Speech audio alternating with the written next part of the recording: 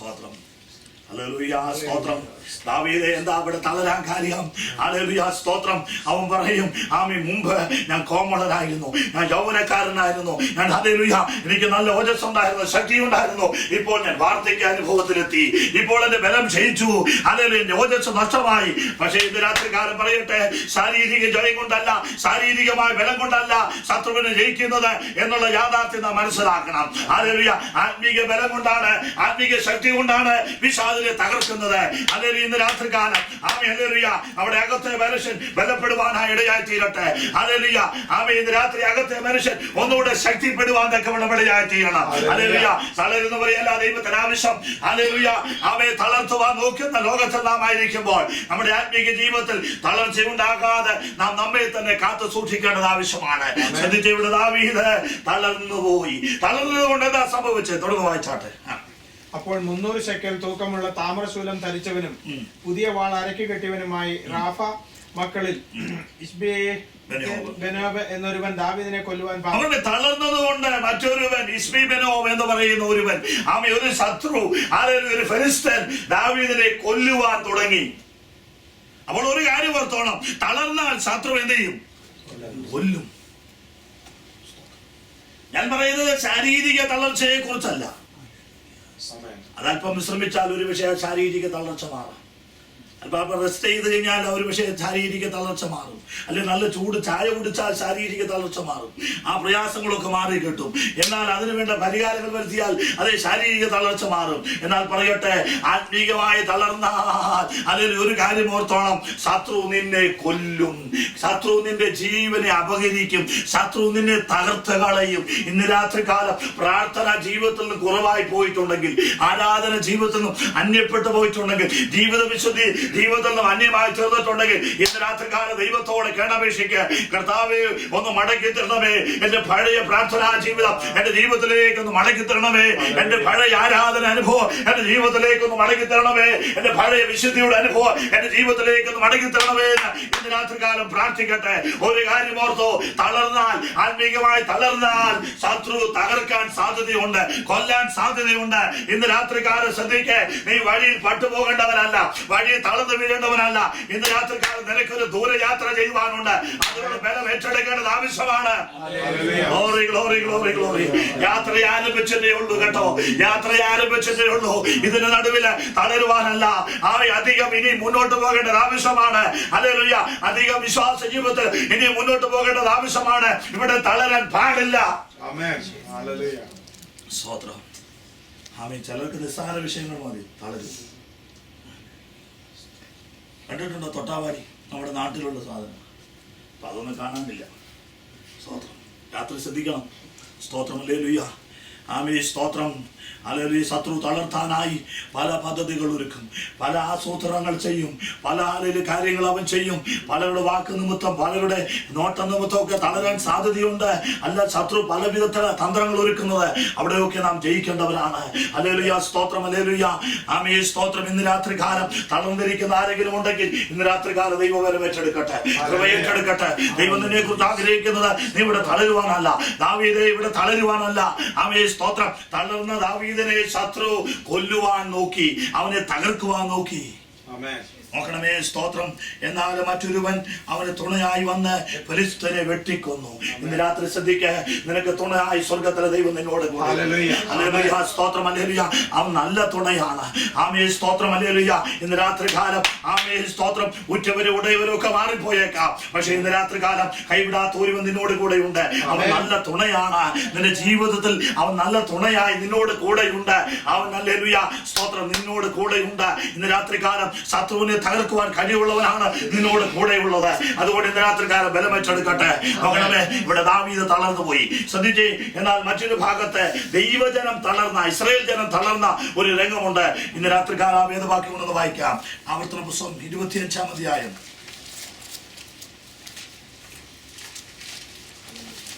17-ാം വാക്യം മുതൽ വായിക്കാം.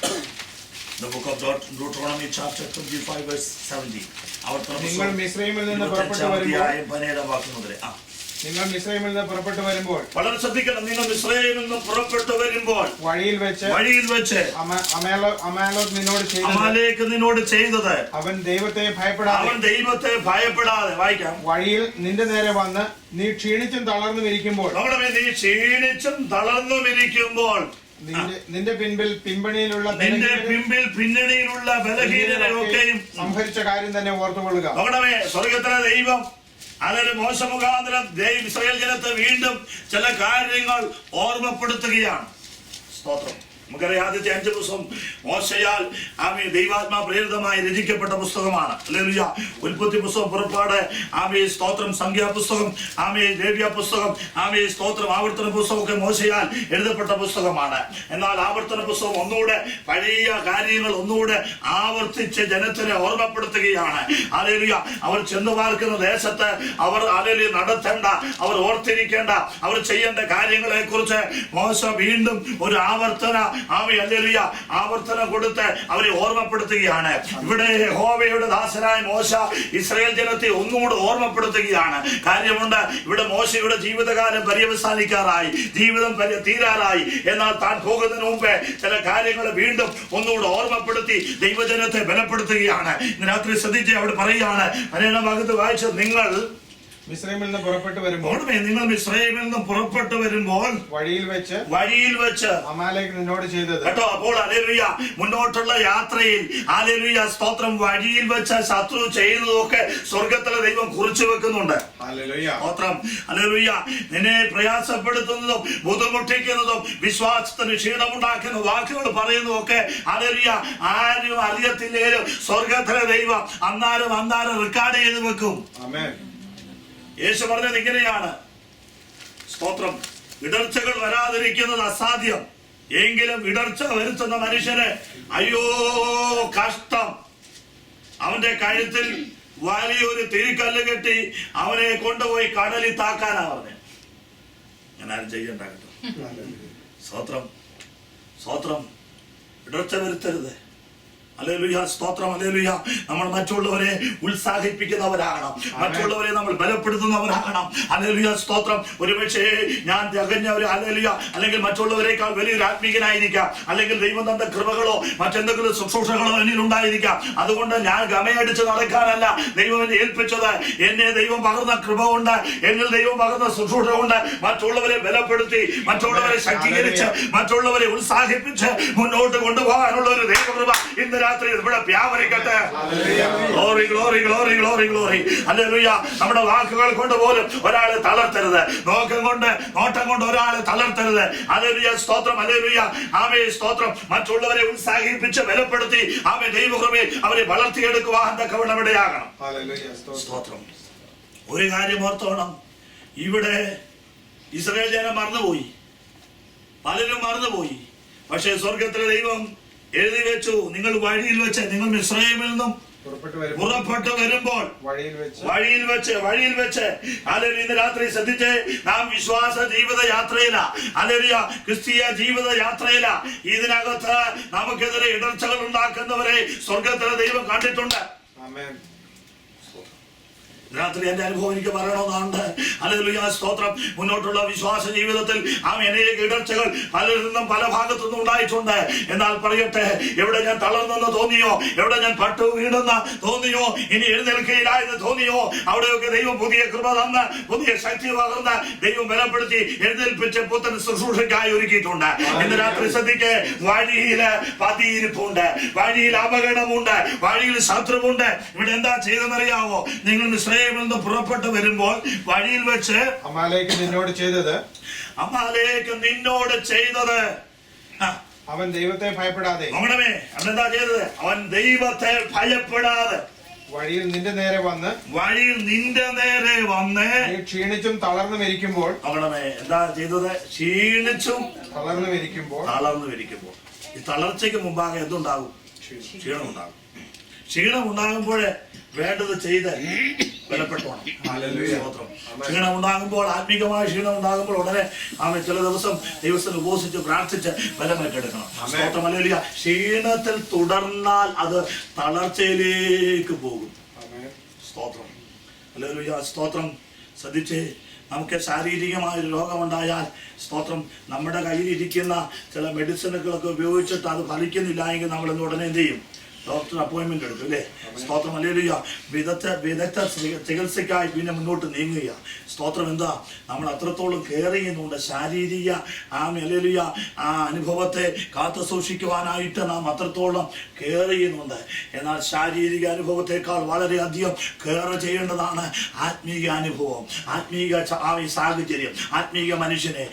പലപ്പോഴും ആത്മീക മനുഷ്യനെ നമ്മൾ പലപ്പോഴും കെയർ ചെയ്യാറില്ല. പുറമെയുള്ള മനുഷ്യന് വേണ്ടി എന്ത് കെയറാണെന്നറിയാവോ? സ്തോത്രം, ഹല്ലേലൂയ. ഒരുങ്ങിയാലും തീരത്തില്ല. സ്തോത്രം, ഹല്ലേലൂയ. പിന്നെയും ഒരുങ്ങി നോക്കും, എന്നാലും തൃപ്തി വരത്തില്ല. പിന്നെയും ഒരുങ്ങി നോക്കും. എന്തെല്ലാം ചെയ്താലാ തൃപ്തി വരുന്നത്? ഇല്ല. ഇന്ന് രാത്രി പുറമെയുള്ള മനുഷ്യനേക്കാൾ ഉപരിയായി അകത്തുള്ള ഒരു മനുഷ്യനെ കുറിച്ചുള്ള ബോധം നമുക്കുണ്ടായി ഒന്ന് ഉണരുവാനിടയാകട്ടെ. ഹല്ലേലൂയ. നോക്കണമേ, ക്ഷീണിച്ചാൽ തളരാൻ സാധ്യതയുണ്ട്. ക്ഷീണം തട്ടുമ്പോൾ നമുക്കറിയാം അല്ലേ? ശാരീരികമായ ക്ഷീണം ഉണ്ടാകുമ്പോൾ നമുക്ക് പെട്ടെന്ന് അറിയാം ഞാൻ ക്ഷീണം. ഉടനെ ഒന്നെങ്കിൽ റെസ്റ്റ് ചെയ്ത്, അല്ലെങ്കിൽ സ്തോത്രം ആരോടെങ്കിലും പറയും ഒരു ചൂട് ചായ തന്നാട്ടെ, അല്ലെങ്കിൽ മറ്റെന്തെങ്കിലും തന്നാട്ടെ, ഉടനെ ഒരു സ്തോത്രം റിക്കവറി നമുക്ക് ഉണ്ടാക്കാൻ സാധ്യതയുണ്ട്. രാത്രി ശ്രദ്ധിച്ച്, ക്ഷീണം ആത്മീക ജീവിതത്തിൽ സംഭവിക്കുന്നത് നിങ്ങൾക്ക് മനസ്സിലാക്കാൻ കഴിയും. സ്തോത്രം, ഹല്ലേലൂയ. ഇന്ന് രാത്രി കാലം ഈ തണുപ്പുണ്ടായിട്ടും മഞ്ഞ് വീണിട്ടും ഈ ശീതമുണ്ടായിട്ടും ഇത്രയും പേരെങ്കിലും യോഗത്തിൽ വന്നതിൽ ഞാൻ ദൈവത്തെ സ്തുതിക്കുന്നു. അതുകൊണ്ട് ആരും ഉയരല്ലേ. Glory glory glory glory, hallelujah. സ്തോത്രം. നിങ്ങളുടെ നല്ല ആത്മീക തീക്ഷ്ണതയെ ഓർത്ത് ഞാൻ ദൈവത്തെ സ്തുതിക്കുകയാണ്. ഇന്ന് രാത്രി ശ്രദ്ധിക്ക്, നിങ്ങൾ തയ്യാറാണെങ്കിൽ ഒരു രാത്രി ശുശ്രൂഷിക്കാൻ ഞാൻ തയ്യാറാണ്. സ്തോത്രം, hallelujah. Praise the Lord, hallelujah. ഈ വചനം ശുശ്രൂഷിക്കുമ്പോൾ എന്റെ അകത്തെ മനുഷ്യൻ ഒന്നുകൂടെ ബലപ്പെടുകയാണ്, എന്റെ അകത്തെ മനുഷ്യൻ ഒന്നുകൂടെ ശക്തി പ്രാപിക്കുക, ഞാൻ ഒന്നുകൂടെ ബലപ്പെടുകയാണ്. ഇന്ന് രാത്രി കാലം ശ്രദ്ധിക്ക്, ഹല്ലേലൂയ. ക്ഷീണം തട്ടുമ്പോൾ, ക്ഷീണം ഉണ്ടാകുമ്പോൾ, ക്ഷീണം ഹല്ലേലൂയ പ്രാപിക്കുമ്പോൾ, ഹല്ലേലൂയ. സ്തോത്രം. ഒരു കാര്യം ഓർത്തോണം, അടുത്തത് സ്തോത്രം തളർച്ചയാണ്. തളർന്നാൽ വീഴാൻ സാധ്യതയുണ്ട്. തളർന്നാൽ ശത്രു കൊല്ലും. തളർന്നാൽ പലതും സംഭവിക്കും. ക്ഷീണം ഉണ്ടാകുമ്പോൾ വേണ്ട റിക്കവർ ചെയ്ത് ഉടനെ എഴുന്നേറ്റോണം. സ്തോത്രം. ഇബ്രായ ലേഖനം 13-ാം അധ്യായം 3-ാം വാക്യം ഒന്ന് വായിച്ചോട്ടെ വേഗത്തിൽ. ഇബ്രായ ലേഖനം 12-ാം അധ്യായം വേഗത്തിൽ. നിങ്ങളുടെ ഉള്ളിൽ ക്ഷീണിച്ച് മടുക്കാതിരിക്കുവാൻ. നിങ്ങളുടെ ഉള്ളിൽ ക്ഷീണിച്ച് മടുക്കാതിരിക്കുവാൻ. നോക്കണമേ, അപ്പോൾ നിങ്ങളുടെ ഉള്ളിൽ എവിടെ ക്ഷീണം ഉണ്ടാകുന്നത്? ഹലോ ഉണ്ടല്ലോ ഇവിടെ. എവിടെ ക്ഷീണം ഉണ്ടാകുന്നത്? ഉള്ളിൽ, പുറമേ അല്ല. ഉള്ളിൽ, നിങ്ങളുടെ ഉള്ളിൽ ക്ഷീണിച്ച് മടുക്കാതിരിപ്പാൻ പാപികളാൽ തനിക്ക് നേരിട്ട ഇങ്ങനെയുള്ള വിരോധം സഹിച്ചവനെ ധ്യാനിച്ചു കൊള്ളണം. ക്ഷീണമുണ്ടാകുന്നത് പുറമേ അല്ല, അകത്തെ മനുഷ്യനിൽ ക്ഷീണം സംഭവിക്കുമ്പോൾ പഴയ പോലെ സ്വോത്രം പറയാൻ ഒക്കുന്നില്ല, പഴയ പോലെ ഹല്ലേലൂയ പറയാൻ ഒക്കുന്നില്ല എങ്കിൽ, പഴയ പോലെ ആരാധിക്കാൻ ഒക്കുന്നില്ല എങ്കിൽ, പഴയ പോലെ പ്രാർത്ഥിക്കാൻ ഒക്കുന്നില്ല എങ്കിൽ ഒരു കാര്യം ഓർത്തോ, ക്ഷീണം സംഭവിച്ചിട്ടുണ്ട്. ഞാൻ പറയുന്നതല്ല, വചനം പറയുന്നത് ഒന്ന് വെളിപ്പെടുത്തി തരുന്നതേ ഉള്ളൂ. നിങ്ങളുടെ ഉള്ളിൽ ക്ഷീണം സംഭവിക്കുമ്പോൾ നിങ്ങൾ എന്ത് ചെയ്യണം? വായിച്ചത് ഇങ്ങനെയാണ്, ഒന്നുകൂടെ വായിച്ചാട്ടെ. നിങ്ങളുടെ ഉള്ളിൽ ക്ഷീണിച്ച് മടുക്കാതിരിക്കുവാൻ. പാപികളാൽ തനിക്ക് നേരിട്ട ഇങ്ങനെയുള്ള വിരോധം സഹിച്ചവനെ എന്ന് പറഞ്ഞാൽ കാൽവരി ക്രൂശിൽ ഇരുകള്ളന്മാരുടെ നടുവിൽ ആകാശത്തിനും ഭൂമിക്കും മധ്യത്തിൽ ക്രൂശിലേറിയ യേശു കർത്താവിനെ ധ്യാനിച്ചു കൊള്ളണം. അവൻ സഹിച്ച പാടുകളെ, അവൻ സഹിച്ച ബദ്ധപ്പാടുകളെ, അവൻ ഏറ്റ ക്രൂരതകളെ ഒക്കെ ഒന്ന് ധ്യാനിച്ചു കൊള്ളണം. ആ ക്രിസ്തു യേശുവിനെ ഒന്ന് ധ്യാനിക്കുമ്പോൾ, ഒന്ന് ഓർക്കുമ്പോൾ നമ്മുടെ ക്ഷീണം പെട്ടെന്ന് നമ്മെ വിട്ടുമാറുവാനിടയാകും. ഒന്ന് ധ്യാനിക്കണം. ദൈവവചനം ഹൃദയത്തിലിട്ട് ധ്യാനിക്കണം. സങ്കീർത്തനക്കാരൻ പറയുന്നത് ഇങ്ങനെയാണ്, എന്റെ വായിലെ വാക്കുകളും എന്റെ ഹൃദയത്തിലെ ധ്യാനവും ദൈവത്തിന് പ്രസാദകരമായി തീരണം. എന്റെ വായിലെ വാക്കുകളും എന്റെ ഹൃദയത്തിലെ ധ്യാനവും സ്തോത്രം. നമ്മൾ എന്താ ധ്യാനിക്കുന്നത് എന്നുള്ളത് ദൈവാത്മാവിനറിയാം, ദൈവത്തിനറിയാം.